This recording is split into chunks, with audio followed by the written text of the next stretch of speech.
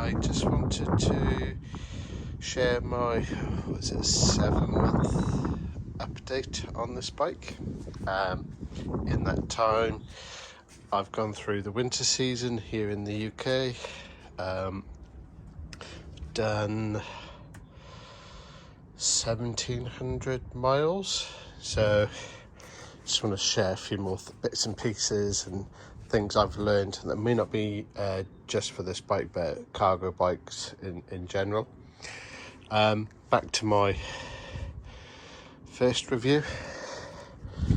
It's brilliant. We did get the rain cover. Got it a couple of months later. So ride, etc. As before, brilliant. One thing I would say over winter is do drop your tyre pressures, especially for the colder weather where it's icy and dicey. I have had 2 offs in the ice. I did learn a positive thing from that.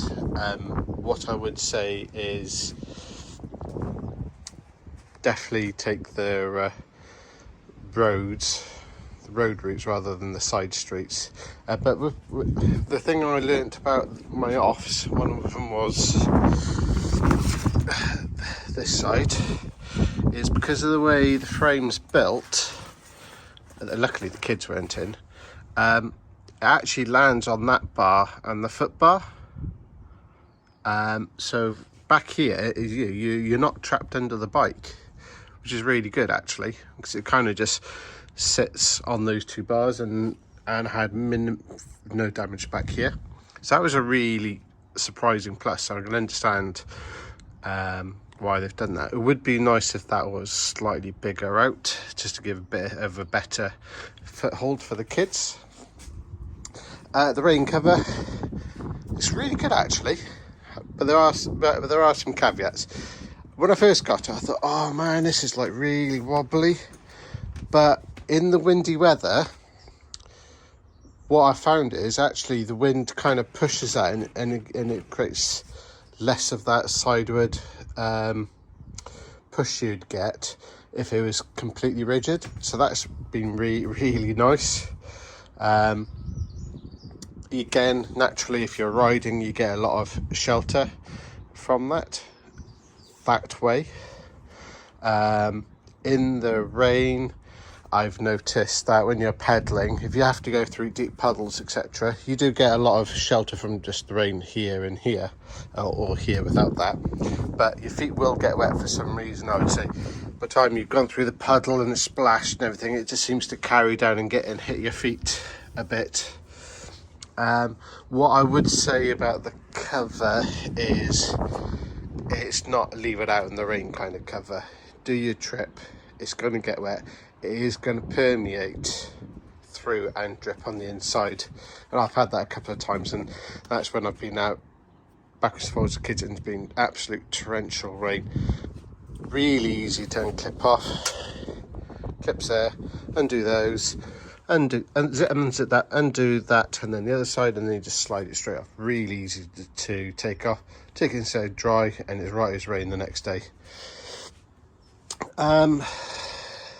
Have I had any problems with this? Yes, I have had some creaking in the crank, and it's recently been in the shop. The motor was rotating side to side. I was told that's nothing broken, just loose bolts through natural pedaling. Bear in mind I've done 1,700 miles. I would say definitely keep an eye on that. Brake pads, I would say you've probably got 1,000 miles per set. I changed mine at 1,200, and looking at the condition of the pads, I should have changed it sooner. The best way I can describe riding this, especially if you're mainly a car driver, is it's as if you're hiring out a long wheelbase van. You know, you have to take wider turns and think about your cornering a little bit more, as if you were hiring out a long wheelbase van for a day. That's probably the best way I can describe the difference. Love the bike, love it. No major problems. So, upgrades. I've upgraded the front rotor to 180 from 160, and I got the Magura mount to support that. Yeah, it does make a difference. It's hard to quantify, but there is a difference. On the rear, don't know whether to do a separate video about the rear and tyre. I'll come back to that. Do a separate one for that, because there's more going on there. Love the bike, kids love it, lots of space. Surprisingly, because the best way I can describe the foam is like your helmet foam, that does keep them surprisingly warm in winter. I've got a blanket, just a cheap blanket off Amazon, and that's worked a treat. Generally alright. The only downside I have for the cover is there's no rear section, as you can clearly see.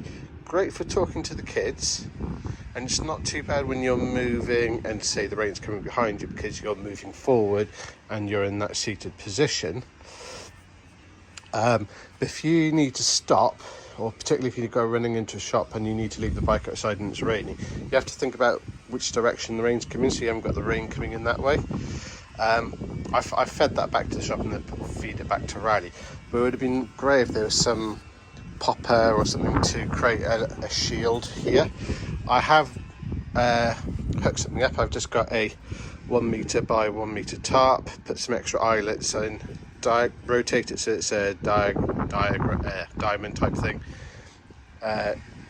These bungee things here and here, and then take like the corners and hook it around there, so you create a bit of a cover here, and then just kind of bash it down here and feel it, put it back down, and it does the trick. It's not the smartest looking thing, but it does the trick if you need to get it out. Range, with 2 kids in here quite often, 20-25 miles. Bear in mind, I'm carrying load. I'm a heavy bloke myself. There's probably a few more miles left in the tank, but it's not enough to do a trip for me, so I'm probably charging around 20-25 miles with maybe another 5 miles spare in the tank. Great, it is great. Couple of annoying things: don't let your kids eat in here, especially if it's got something with crumbs, because as we'll find out now, there's my tarp just down there. It's food gets stuck all the way around here, in here, and it starts to get a bit mouldy and everything. I use this every day. I try to clean it out, but it's kids, it's like a car, you're going to get unavoidable mess. So the one thing, so I've got this booked in for service. The one thing I'm going to get them to definitely look at is do the brake fluids.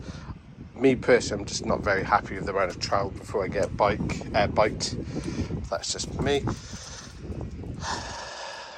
So other upgrades, I'll come back to the back wheel. I have upgraded the tyre to a wider tyre, and I have upgraded the rear brake rotor to a 180 as well. Again, more involved. I will come back to that as a separate video. But any questions, let me know. Thank you. I hope this helps some people.